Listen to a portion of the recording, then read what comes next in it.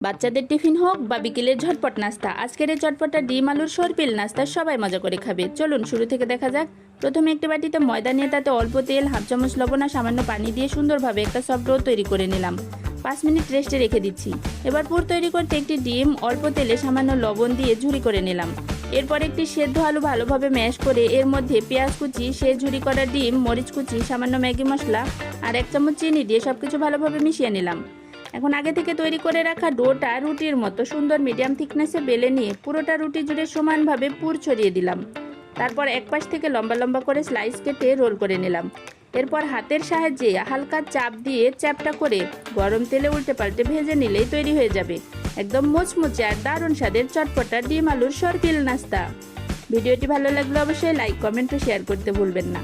আর এমন মজার মজার রেসিপি পেতে পেজটি ফলো করে সাথে থাকবেন। আজকের মতো বিদায় নিচ্ছি। সবাই ভালো থাকবেন, সুস্থ থাকবেন। আল্লাহ হাফেজ।